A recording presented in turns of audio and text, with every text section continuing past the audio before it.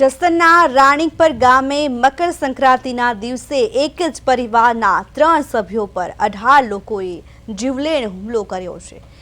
રાણીપર ગામની શેરીઓમાં લુખ્ખા અને આવારા તત્વો દ્વારા સીલ સપાટા નાખી લોકોના મનમાં ભય ઊભો કરવા માટે ઘોડા ખેલવી લોકોને પરેશાન કરવામાં આવતા રાણીપર ગામના રમેશભાઈ મકવાણાએ શેરીઓમાં ઘોડા ચલાવવાની ના પાડતા તેમની સાથે મારામારી કરાઈ।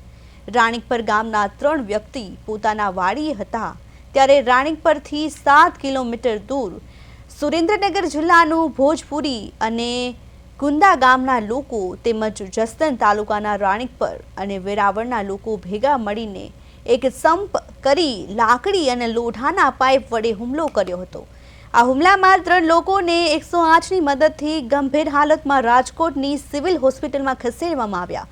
આ હુમલામાં 18 લોકો વિરુદ્ધ ફરિયાદ નોંધાવતા ભાડલા પોલીસે 307 તેમજ રાયોટિંગનો ગુનો નોંધીને 11 લોકોની ધરપકડ કરી છે।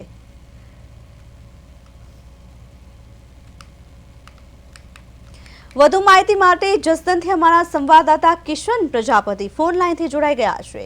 કિશન, શું વધુ માહિતી છે?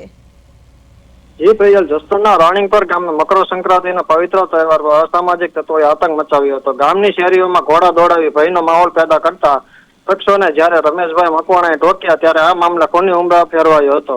રમેશભાઈ, વિપુલભાઈ અને વિજયભાઈ મકવાણા પોતાની વાડીએ હતા ત્યારે સુરેન્દ્રનગરના ભોજપુરી, ગુંદા અને સ્થાનિક વેરાવળ રાણીપરના 18 શખ્સોએ એક સંપ લઈ લાકડી અને લોખંડના પાઇપ વડે હુમલો કર્યો હતો। ગંભીર રીતે ઘાયલ 3 ભાઈઓને રાજકોટ સિવિલ હોસ્પિટલમાં ખસેડાયા છે।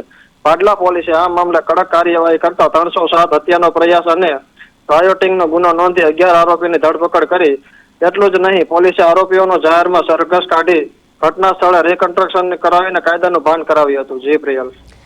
જી કિશન, જે રીતે સામાજિક તત્વો દ્વારા લુખ્ખા તત્વો દ્વારા જે રીતે ભય ફેલાવવાનો પ્રયત્ન કરાયો હતો ત્યારે કાયદો અને વ્યવસ્થાને લઈને પણ અનેક સવાલો ઊભા થાય છે ત્યારે પોલીસની શું કાર્યવાહી છે?